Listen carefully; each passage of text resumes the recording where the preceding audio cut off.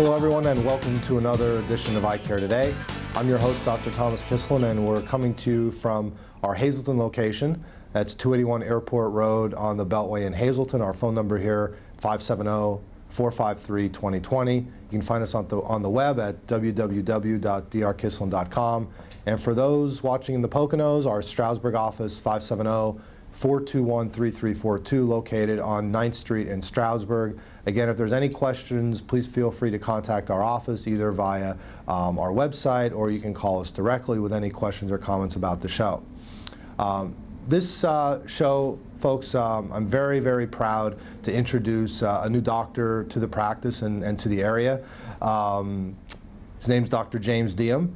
He's a local, born and raised person from the Valley, and we're extremely fortunate to be able to bring quality health care to the Hazleton area by having someone like Dr. Deom join the practice. So Dr. Deom, thanks for coming on the show, and welcome to the Hazleton area and to practicing here in Hazleton. We're so excited to have you join us. Thanks for having me. I appreciate it.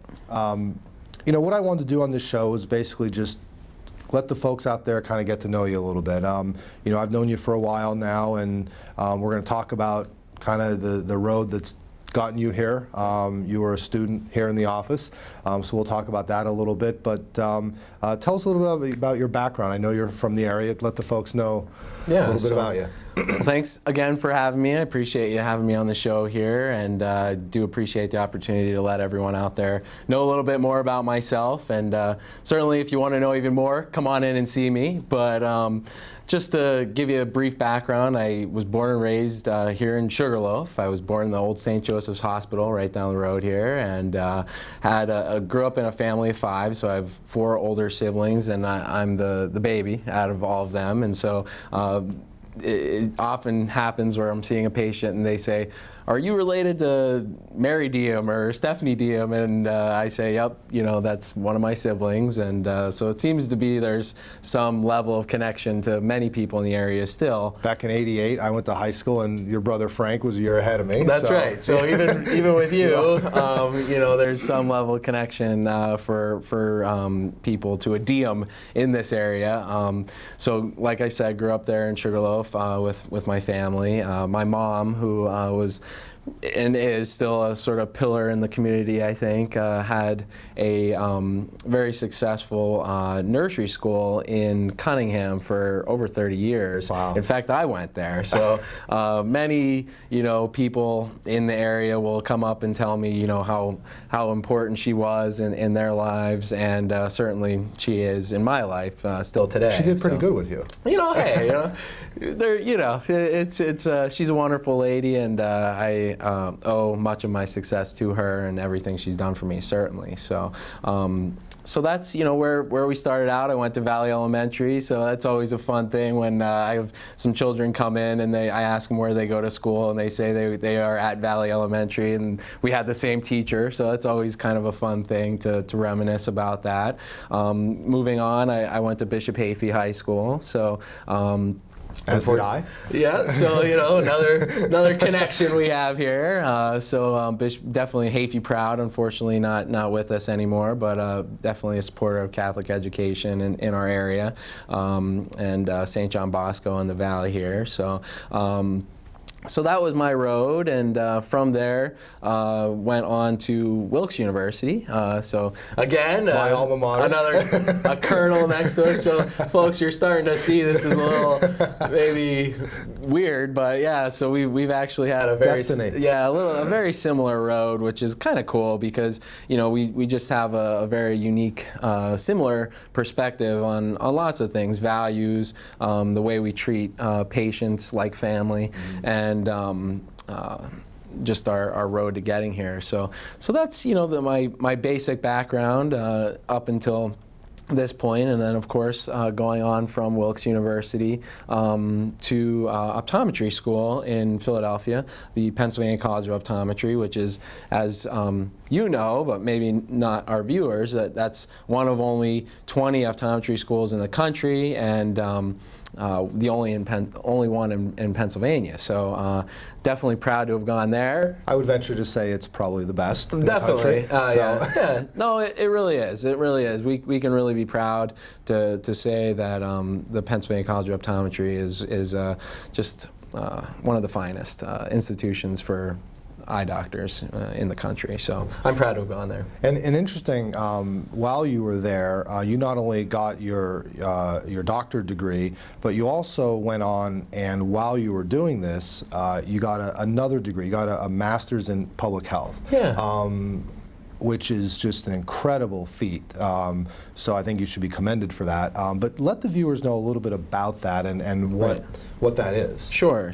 So a lot of times people ask me, what is that other, couple letters you have after your name? Miles per hour, most people say. And actually, no, it's not miles per hour. It's Master's in Public Health. And what I will tell people many times is that, if you look in the phone book or in a directory of doctors at a hospital, you'll see many doctors actually do have this additional credential. And basically what it is it's a master's level degree, and so it typically takes about 2 years to complete, and it's centered around a capstone project within a particular area.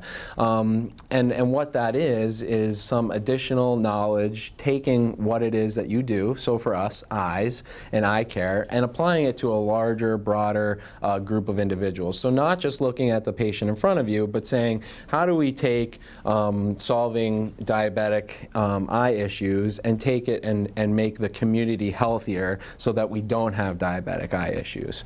So that's the gist of a master's in public health. So. And a 2-year program you were able to complete in a lot less time. Well, I did it at the same time, actually, as my doctor of optometry, and I'm proud to say that I actually was the first in the country to do that at PCO. So definitely something I'm proud of, and would encourage other budding doctors to do the same. Right, because I think it just adds another level of education and something more that you can contribute to the community by having that degree. Yeah, and coming back to the Hazleton area, I not only want to be a good doctor and do good for my patients, but I want to bring something to the community and be involved in the community and try to better the community. So I'd like to use that knowledge that I've gained through that extra degree to make changes. That's great. What we're going to do is we're going to take a quick break, and when we come back, we're going to learn more about Dr. Deom. So, folks, you're watching Eyecare Today. We'll be right back.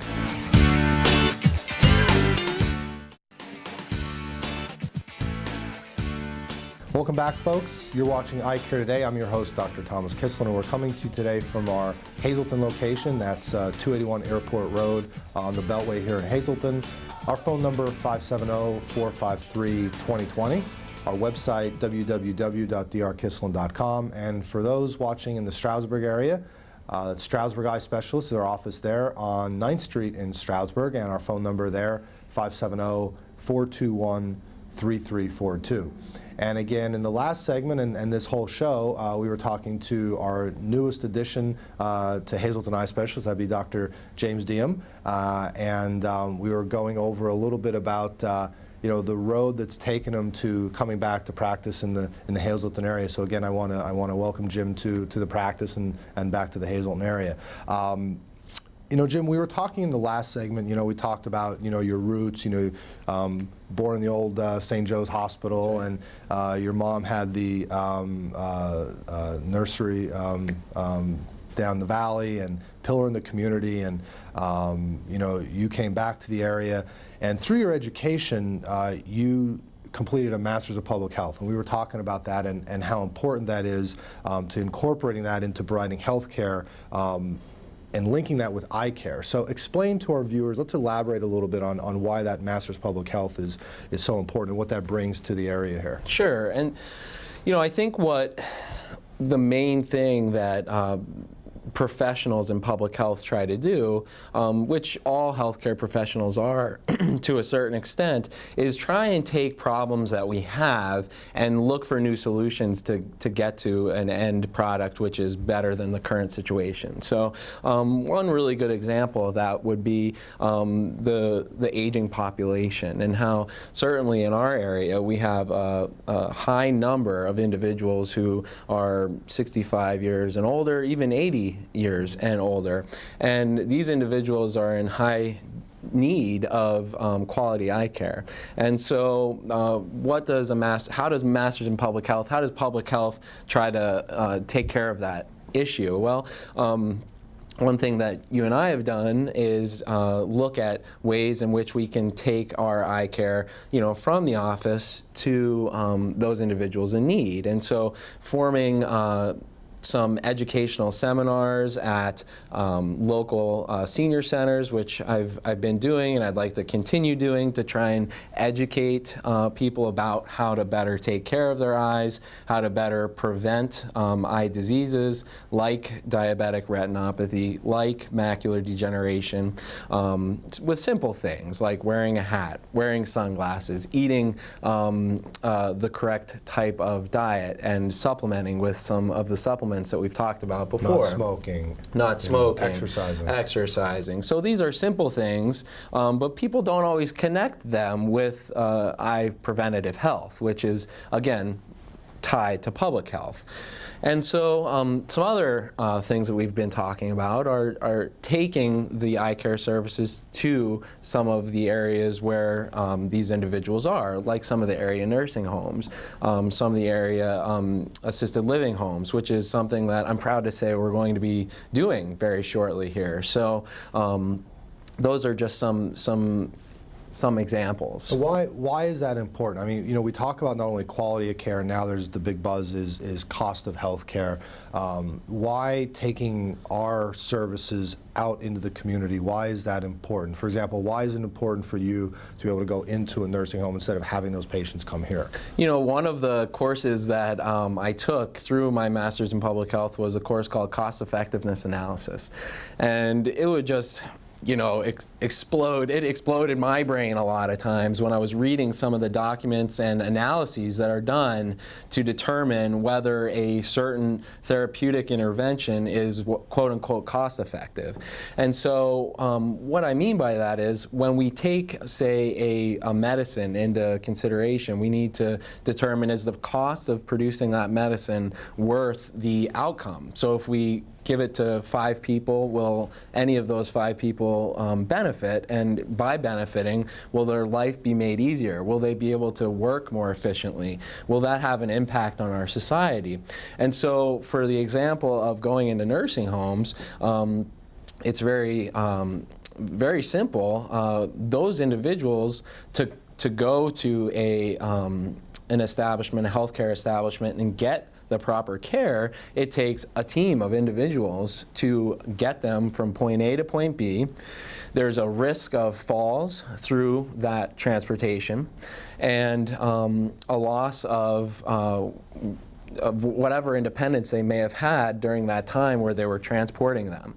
So that cost is then put onto the healthcare system in one way or another. So being able to go in there and affect change without having to do all that is definitely a benefit to our healthcare system. So something as simple, and we may not even think of this, but something as simple as a senior patient having to get into an ambulance or a medical van, they have to have an aide with them, there has to be an ambulance driver, right. They're coming out into the snow, risk of falling. The service you're going to be providing is going to eliminate not only that cost, but like you said, that risk of them having an issue getting in here by you taking those services into the nursing home. I think that's great. And so you're going to be able to do everything we do in the office here but at their nursing home? Or Absolutely, where they're yeah. staying? You know, Eyecare is kind of an amazing thing. It is an amazing thing, and I think it's so amazing on many different levels. One of those is that we can do a very comprehensive exam at the bedside, really. And, you know, we're lucky with some of the institutions that we're working with at this point that we have some space set aside to do really a comprehensive exam, just like we have in a room here. But we have all of the mobile devices. We have a camera that we can actually take photography of the retina, the back of the eye, to assess for changes that may be related to diabetes or macular degeneration and document those changes over time. So really we have a lot of the quality technology we have here in the office that we can actually take into some of these situations and be able to provide that level of care right there. That's great. So folks, you know, we're talking to Dr. Deom. We were talking about his Master's in Public Health degree also, and what that brings to the community, just besides the eye care part of it, what other contributions Dr. Deom's going to be able to make to the community. So we're going to take a quick break. When we come back, we're going to learn more about Dr. Deom. You're watching Eyecare Today, and we'll see you in a minute.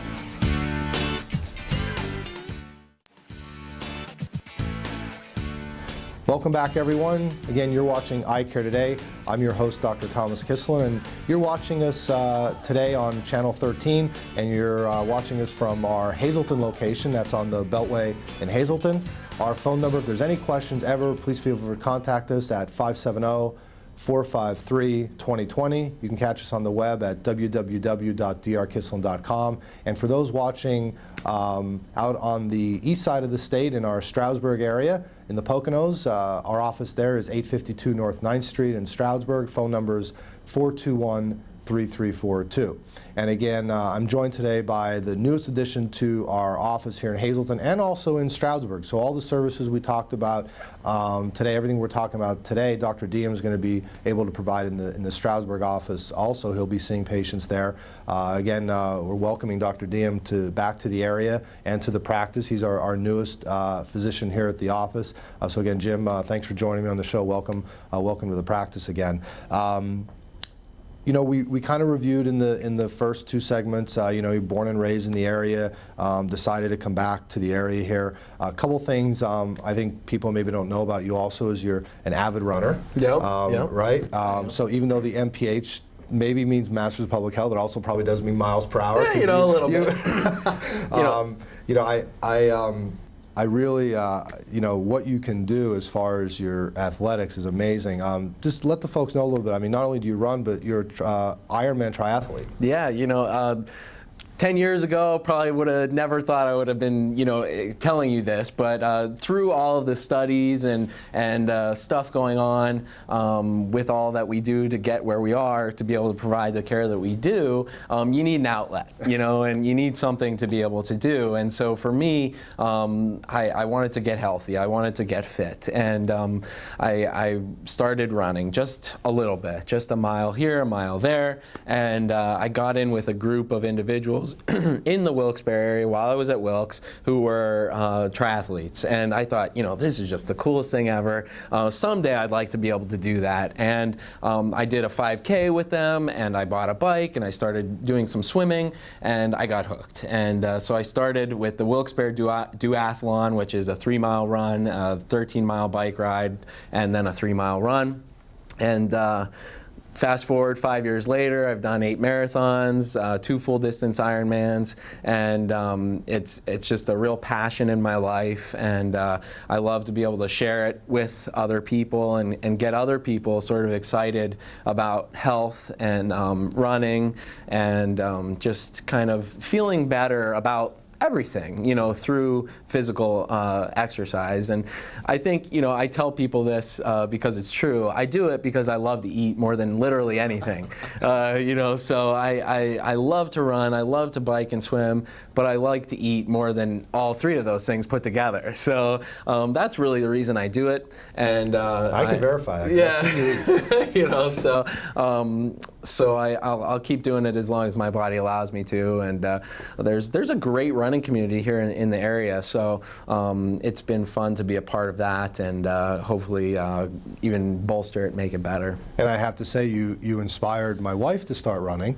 and she did her first half marathon recently, the Philadelphia Half Marathon. So it's great that you inspire people to do that, because I think we have to understand, when we see patients and we talk about their eyes, we're not just talking about their eyes, we're talking about their health. Right. And their eyes won't heal if they have diabetes unless they heal the rest of their body. So that's why we do counsel patients on nutrition. We counsel patients on not smoking. We counsel patients on wearing sunglasses, protecting their eyes from UV. So it's kind of come full circle now, where it's not just about glasses and contact lenses, it's about health. Right. And I'm proud, we're not only proud to have you join us, we're proud for some of the other things that you're able to bring to the practice. I know one thing, briefly, let the viewers know scleral lenses. Yes.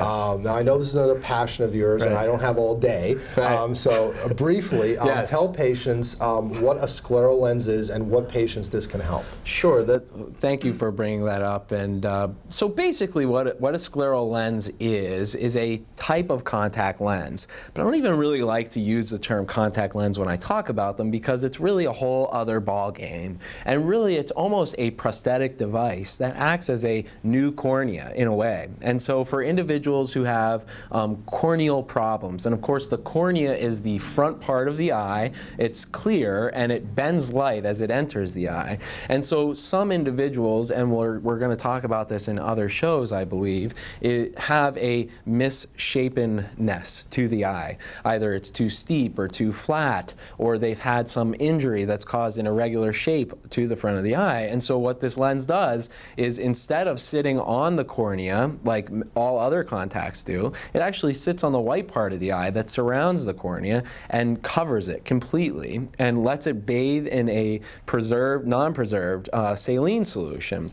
And so it is also very good for people who have severe dry eye and who cannot get a good tear film. And so it allows those individuals to have a bath almost of solution on their eye. So it's a fun new thing. No one else does it in this area. And in fact, in the Northeast, there are very few doctors who even have a fitting set, much or less do it on a regular basis. So we're very lucky to have the tools, techniques, and my passion to be able to provide that. And I have to say, I'm amazed in the short time you've been with the practice already, some of the patients you've been able to help. I mean, I think off the top of my head, one patient who had a couple unsuccessful cornea transplants who had to give up driving, and now he is able to drive. And to see a grown man in their 60s almost come to tears because now you've given them back their independence. I just think that's amazing. And when we talk about giving back independence, your other passion is stroke,